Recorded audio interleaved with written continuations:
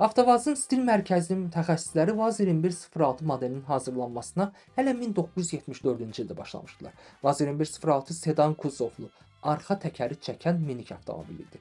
Bu model 1976-cı ildən 2006-cı ilə qədər istehsal olunurdu.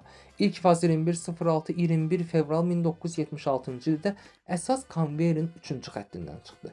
Taliati'də Lada 1600 adı ilə tanınan bu modelin istehsalı mənimsəniləndə, yəni Fiatdan götürülərək yerli istismar şəraitinə uyğunlaşdırılmış bu avtomobil istehsala buraxılanda heç kim onun Vazın ən kütləvi və ən populyar modelinə çevriləcəyini təsəvvür etmirdi.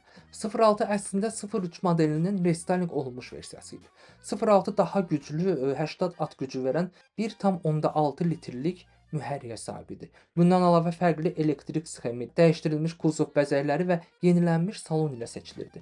Ergonomika yaxşılaşdırılmışdı, dizayn isə xrom elementlərin azalması və plastik hissələrin artması hesabına sadələşdirilmişdi.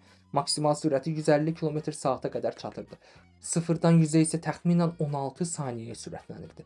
Relyefli oturacaqlar, baş dayaqları, taxometrli cihazlar paneli və yaxşı səs izolyasiyası bu avtomobili fərqləndirirdi. Moskviç avtomobilləri ilə müqayisədə bu 5 nəfərlik sedanlar daha yaxşı dinamika və daha rahat interyer təqdim edirdi.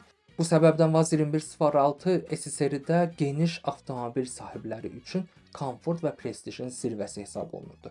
1982-ci ildə avtomobilin ilk ciddi modernizasiyası həyata keçirildi. Vaz 2106 modelinə modernləşdirilmiş 75 at gücündə mühərriklər quraşdırılmağa başlanıldı. Arxa qanadda molding xətti boyunca yerləşən reflektorlardan imtina edildi. 1985-ci ildən etibarən əvvəlcə ixrac modifikasiyalarında, daha sonra isə bəzi daxili bazar avtomobillərində 5 pilləli sürət qutusu quraşdırılmağa başlanıldı.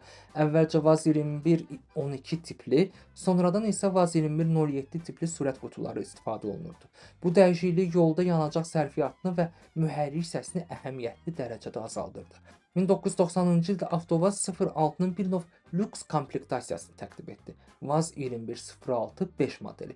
Bu versiya Solex tipli karbürator, kontaktsız alışma sistemi, standart Vaz 2106 mühərriki, halogen faralar, yaxşılaşdırılmış salon örtüyü və fərqli baş dayaqları ilə təchiz olunmuşdu. İxrac modifikasiyaları isə standart 06-dan xarici görünüşü ilə fərqlənirdi. Bu avtomobillərdə fərqli bamperlər, daha incə dönmə işıqları və bir qədər dəyişdirilmiş elektrik sistemi tətbiq olunurdu. Bu modelin öz sabit pərəstişkarlar ordusu da formalaşdı.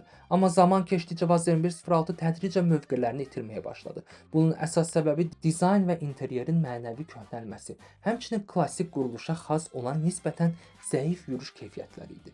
Vaz 2106-nın istehsalı Vursk avtomobil zavodunda 1976-cı ildə başladı. 1998-ci ildən avtomobil Sızranda Roslada şirkətinin konveyerinə buraxılmağa başlandı.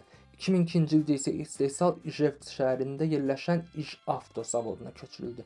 Nəhayət 2006-cı ilin yanvar ayında istehsalın başlanmasından düz 30 il sonra Vaz 2106 modelinin istehsalı dayandırıldı. Amma bu onun hekayəsinin sonu olmadı.